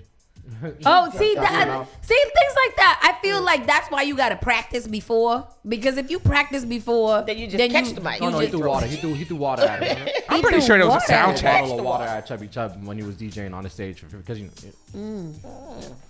know what? You should have DJ'd himself. I threw water at a DJ. I remember that. Sometimes DJs need a little water throw. They to cool off. Was the DJ named Rockstone Truth? No, never.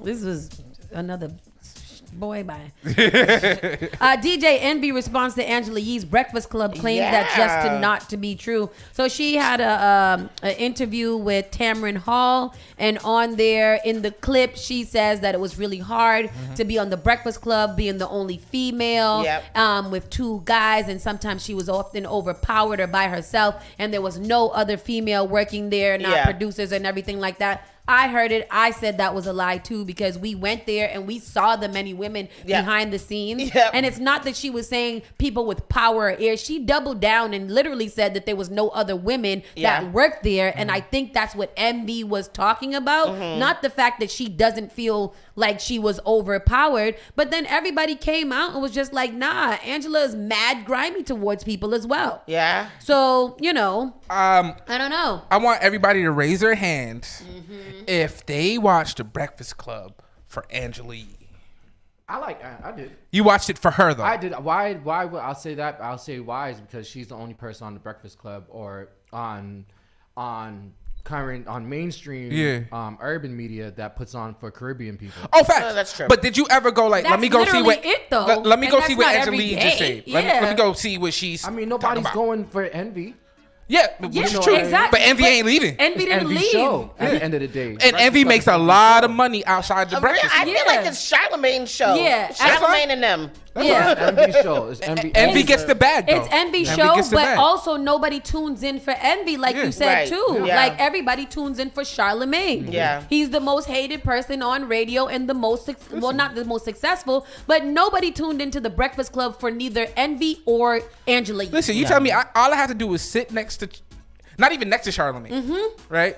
Sit in the same room as Charlamagne. Yep. Let him do his thing. I don't even got to do nothing. All you got to do is either co-sign or deny or shake your head. And make what? How much was they making? Many thousands of dollars. Oh yes. Yeah. She dropped the. I mean, I hope she does well. To be honest, what does she plan to do now? She's actually not. She has a syndicated show. She's actually not, because the numbers for that are not hitting. Yeah. So what I think that happened. Syndicated show don't mean nothing. Yeah, it don't mean a damn thing. That's Russ like Parr and Olivia Fox had syndicated show with it. That's like saying we're on iHeartRadio. It's like being on TuneIn. All right, The Breakfast Club took a year for it to jump off. She's only been on doing this for 2 months. Hold on, slow it down.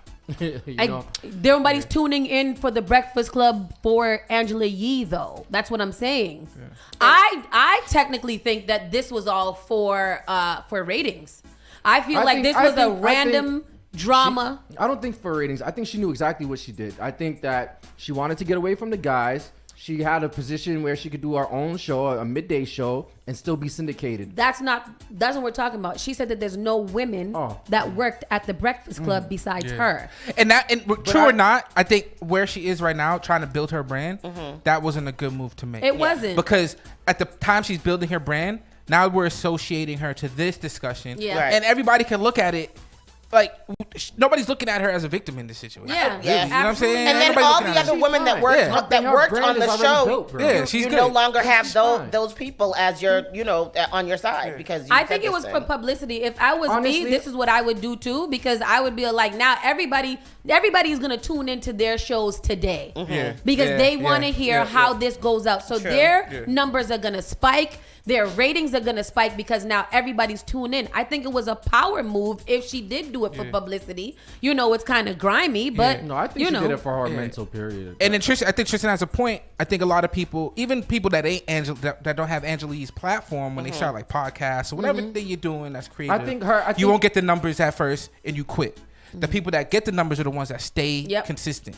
Somebody like Angelique Yee, she's starting off way better than anybody else. Yeah, because of the platform that she just came off of. And all she needs to do is just sit on that for a while.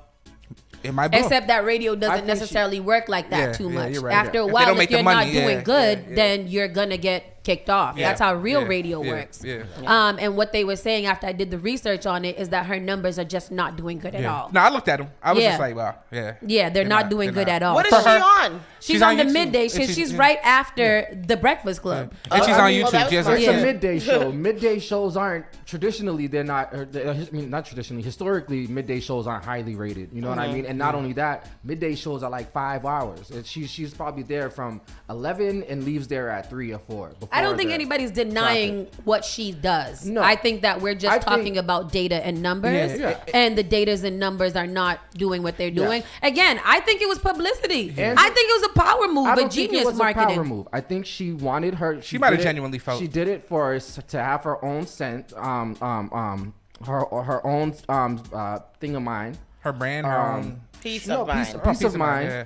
And not only that, she has her platform, her audience is Caribbean women, women and professionals, which is a growing. That demographic is getting crazy, and they're starting to make a lot of money. So it has a completely different audience from what the Breakfast Club. Breakfast Club is everybody ratchet. A lot of the times, if you guys even notice that they would be in discussions, and Charlamagne and Envy would be lost because she would be the only person that knows what she's talking about. You know what I mean? I only watch Breakfast Club.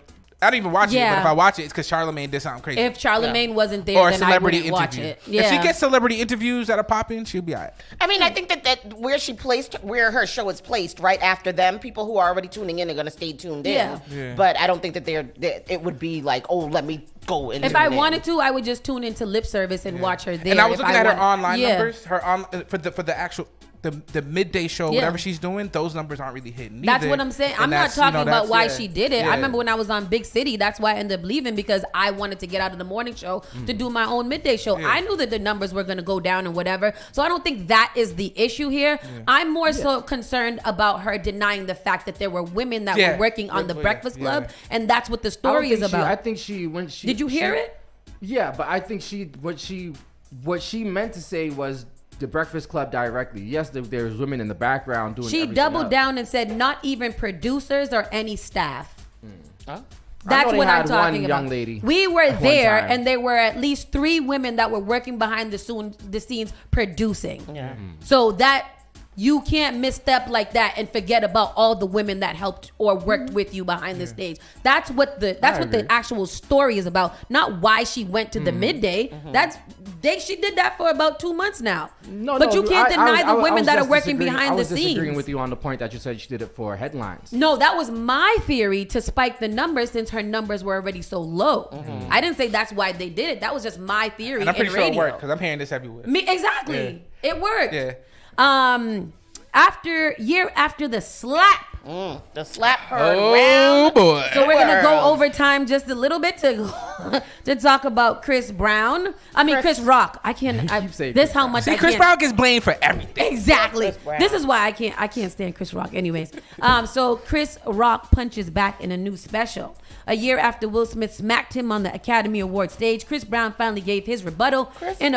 Chris Brock. Jesus, you read this because I can't. No, you're doing good. You're doing good. Finally gave his rebuttal in a forceful stand-up special streamed live on Netflix, in which the comedian bragged that he took that hit like Pacquiao. Yeah. The 58-year-old comedian on Saturday night performed his first stand-up special since last year's Oscars in a much-awaited sequel that had all the hype and more.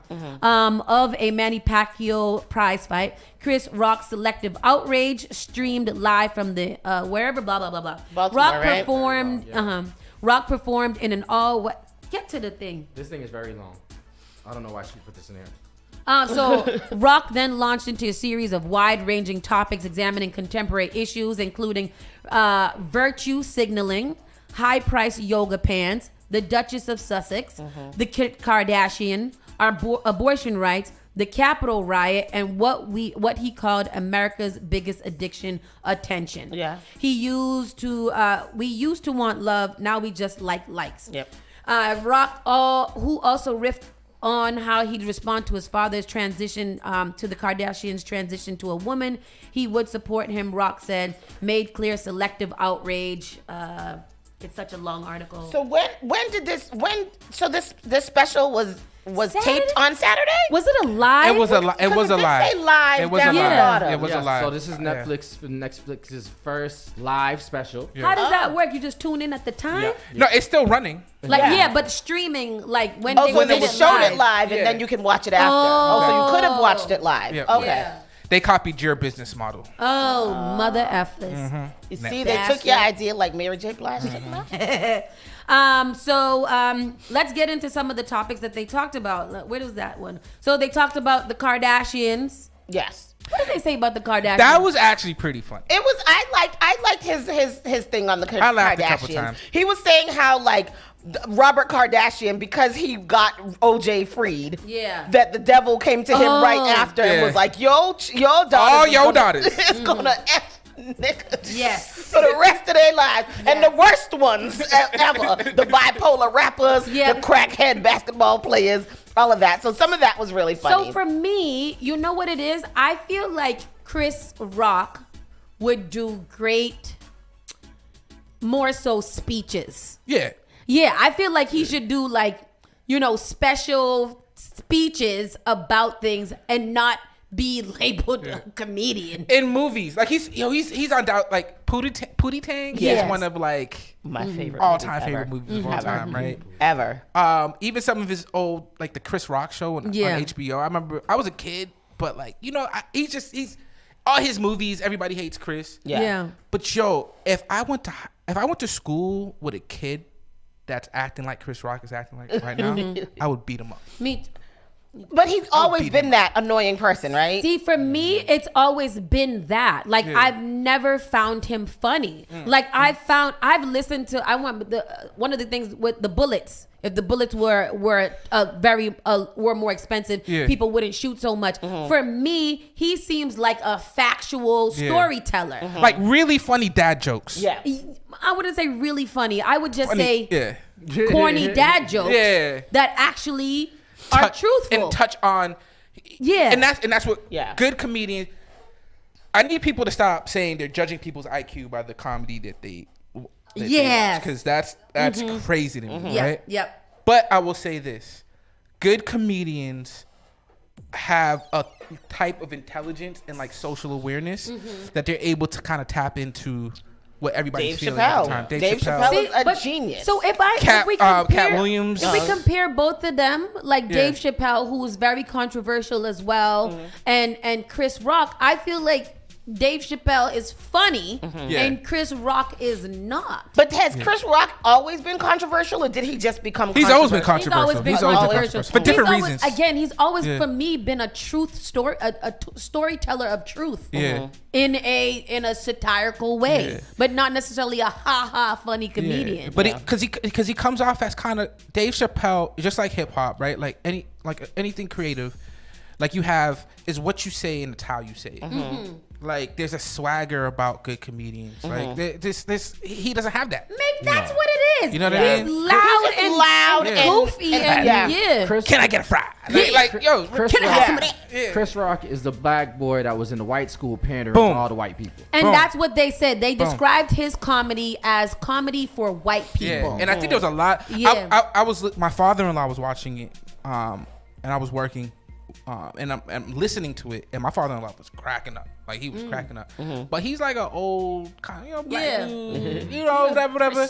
Yeah, like he loved it. Yeah. And I think that's his audience. But since I didn't watch it, I didn't see the audience. I've been told that the audience was mainly white. Very white. And some of those jokes, did a lot of cameos on black people. They did, but they were very few. And he used the N-word a lot, and then he would use the N-word, and then they would pan to like a white person who was cracking up at this N-word joke.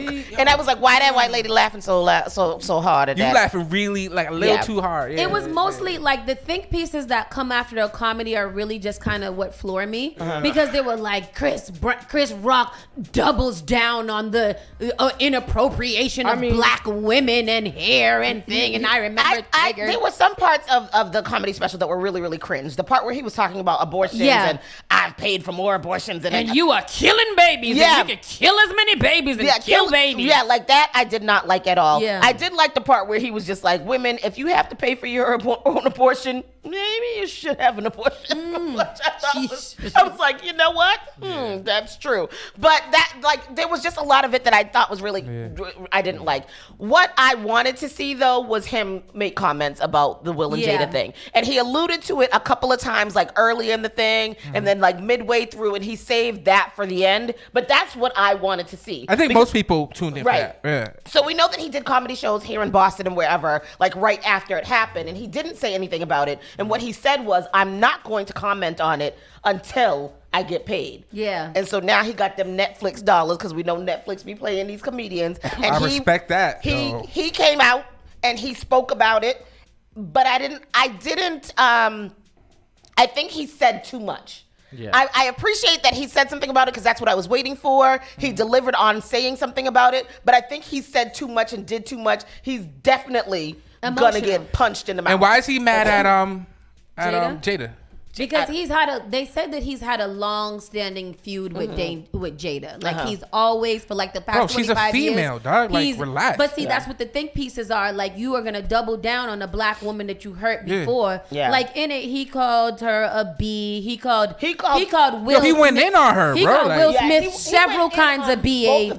Well, he's a dude that slapped him, so I get that. But, right. But Jada ain't do nothing to you. Yeah, he did. When he called her the B, I was just like, oh, like what? I didn't really understand what that was for. I think that's when he got emotional because I feel like I could see when he switched from being the comedian to venting about what happened finally to an audience that would laugh. Yo, anytime a dude goes in on and again, I don't know if this is toxic on I definitely treat women differently than I treat men in a lot of situations. That's me. I know there's a double standard, but when I look at a dude that goes in on a woman, on a female like that, like just that you're not in a relationship with, you don't know her, you don't know nothing, but you just feel slighted about something she say to you, and you just go in on her and you call her B and all this other stuff. To me, I look at you sideways, like I don't do that. And that's how I felt. Like it was too much. It was. I mean.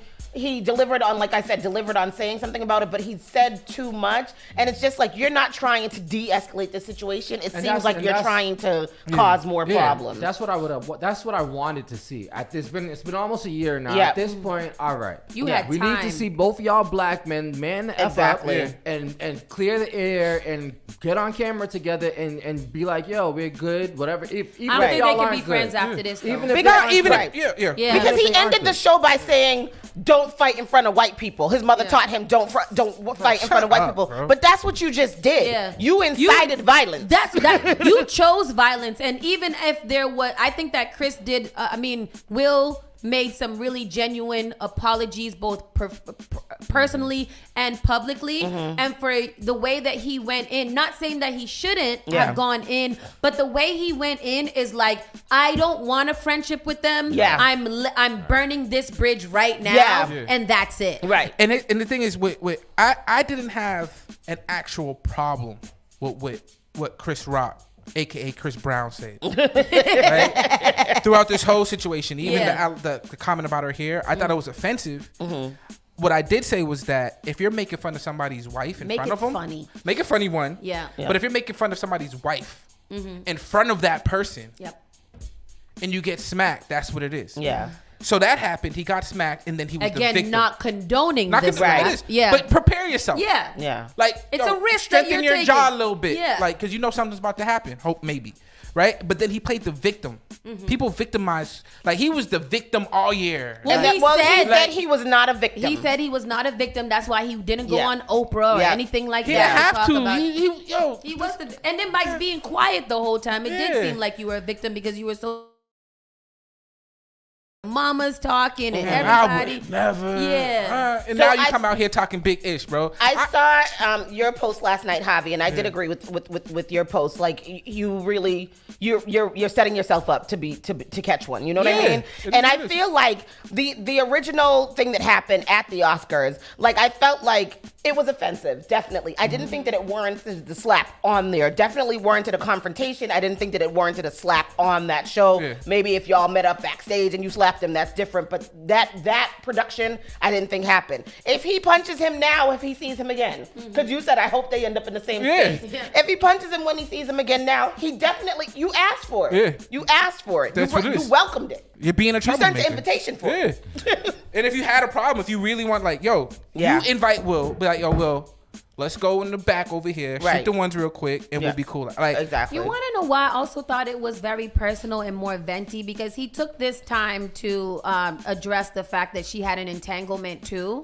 So I felt like in that, although there was truthful, factual things that he was saying in it, no other person, no other couple in history has gone on national TV to talk about to be interviewed by the person who entangled with someone else. I believe, again, that's truth in a whatever. I don't feel like it was funny and or even necessarily, I don't know, appropriate for that. He talked about, it being an unfair advantage. He said that Will wasn't mad at him. Will was mad at Jada because he's not the one that had the entanglement. He also talked about how Will is significantly larger than him. He was like, we're not the same size at all. So Will has all these people saying things about Jada all the time. He doesn't confront them, but who did he choose to hit? Me. The dude that says it in front of him. Right. He said, who does he choose to hit? Me. I didn't even think about it like that. The dude that says it in front of me, because everybody else just talk on the internet and whatever. Ain't nobody been that close to me to ever talk trash about this situation. You think Will Muhammad Ali Smith is afraid to tussle with people? He did say that too. He said he played Muhammad Ali and I played Pookie in New Jack City. That's not the same. You played one of the worst stereotypical crackhead characters on this planet. You out here chucking and jiving in front of all these white people, bro. Yeah. But to end it all, he did. I think that it was long awaited. I think that him not speaking out created the anticipation for good reviews and a good first week of comedy. Oh yeah, but did you like it in general? Like, I know you don't like Chris. Who wouldn't watch that? Yeah. I felt like I had to watch it. I wasn't gonna watch it at all until I found out that they did speak about Will Smith in it. So that's the only reason why I did, because I'm anti Chris Rock. I really am. Overall, general, my thoughts about it is maybe I would give it a 3 out of 10 only because I believe in even the racist yoga pants. You don't like that? I don't, because and then what he said, something else he said that I checked. Oh, Meghan Merkel, like those things. I believe in truth and storytelling. He's about to get smacked. She knew for a fact that the royal family was racist. He knew that. Like she knew that. You knew coming in. Not saying that you have to deal with that, but don't pretend like you did not know that this family was that way. But you know the difference? They weren't William. He wasn't in the audience. Yeah, that's true. He wasn't there. Well, he protected himself from being slapped by Jay-Z and Snoop Dogg. Because I don't want no beef with no more rappers. No more angry rappers. And that happened. But I mean, he's definitely getting slapped by, Kardashian. Kris Jenner is gonna slap him. Will Smith is definitely gonna slap him, and he's gonna get slapped by somebody else. I was like, oh, he's gonna get slapped by who you just say?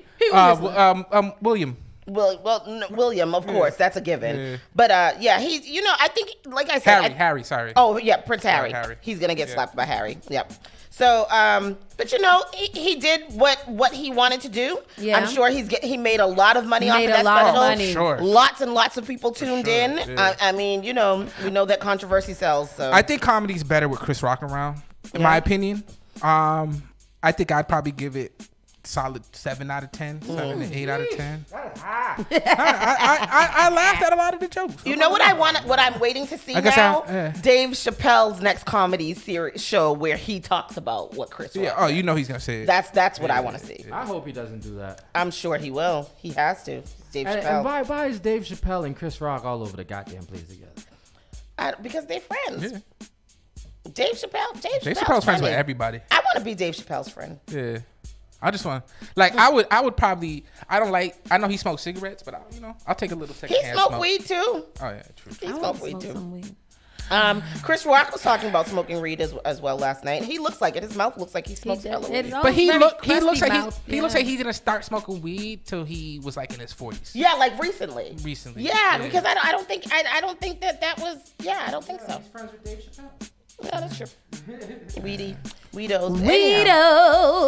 Yeah. Anyhow, people, his mom. We are over our time. Any comments that anybody wanted to sound off on? Let me see. He's a true definition of an F. Wait, what is it? Of a BAN.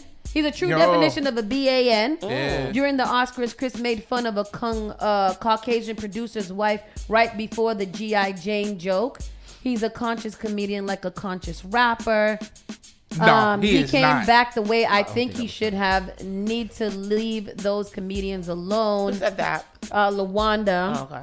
Don't watch some more. Her stand-up show is whack, but watch Yvonne. Yvonne Orgy's was really good. Is it? I enjoyed it. S'mores wasn't that bad. It wasn't that bad. I like some more. I've seen her many times. But this is some more like a comeback, right? Because we haven't seen some more in a long, long time. I wouldn't say a comeback. Since Queens of Comedy. When has some more been out since Queens of Comedy? She ain't been nowhere. She's been here. Yeah. She been there. She's been here. Yeah, here, but she hasn't done anything major. If you're a comedian, right? You're gonna make money. Yeah. What's her name? Comes out with one too. Who? Monique. She's coming out with her Netflix special too. Finally, yeah. Finally? She's gonna do it? Yeah. They had to dish out the chain. I know, because she was angry. Listen, I apologize for every bad thing I said about that woman. She clearly had a plan. That joint was long term. It was long term. But it worked out. Praise God. But I feel like now... Before, I feel like she wasn't as relevant. Like, she's always been Monique. Yeah. But I think at that time, she didn't have enough going on for her to demand what she got. Right now, she's in Power. She's in BMF. She's in this. She's in that. She's doing movies again. But that came out. I think that came out of her just that only came in the last couple of years, though. Think about it. He's saying that it came from her with this beef. That's how she got so many opportunities. People telling her to shut up. She was like, no. Yeah. Now I'm going to work. Yeah. And now you are able in a position to make and demand the money that you want because you out here and be like, oh, look at me. I'm out here. Every feature I make, the price goes up. Yeah. Oh, yeah. Yeah. And I know we got to go.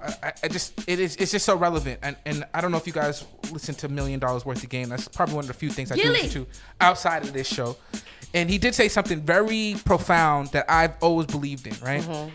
When you do something, there's always going to be critics. Yes. And those critics are going to be the people closest to you. Yeah. But at the most, even if you're popular, you really only know like 20 or 30 people. This is exactly, this is from him. This is from, not Gilly, Wallow. This is him, right? This ain't my words. I disagree with it. But in this new era, with social media, with all this stuff, like we said, everybody has a voice now. Yeah. Mm-hmm. You have an audience that far surpasses those 20, 30 people, even if it's 100 people. Mm-hmm. So just like Monique was hearing it from all of us. Mm-hmm. I know I was talking big-ish, right? But she wasn't talking to just us. She was talking to the world. Yeah. You know what I mean? And that's and you see how that played out for her. Good for them. Yeah. They all got a lot more money than we do. So at the end of the day, this is rich people problems. Yeah. And that's it. Yeah. Drop mic. I didn't like the way he dropped the mic either. It looked kind of forced. Like he didn't know that he was going to drop the mic. He just decided to drop the mic at the last minute. Mics are expensive. I bought enough mics in my life. Every time I see that now, bro, I'm just like, why? I didn't quite know that he was done. Yeah, me either. Oh, it's over. Oh, I think after he finished, realized that he had just vented. I think he was just like, yeah, and that's what my mama taught me. Yeah. I'm gonna drop this mic. Awkward. What the hell happened to that Yeah, cup? I need to look at it. Don't talk about it. I'm so hurt by this. Was it dragged? Was it kicked? No, it was in my bag and my computer smashed it. I don't even want to look at that cup. I had one of those, and somebody at it's probably why I quit my job. Somebody stole my I'm about to order a whole new set. All right, we gotta go. This is off-site conversation. Bye. Bye, everybody. Bye. Have a good one. We'll see you tomorrow. You're listening to Saucy and Friends in the morning with Miss Hot Sauce, Miss Tony, and Rockstone Triz. Turn it on. Turn it up. This is SparkFMOnline.com.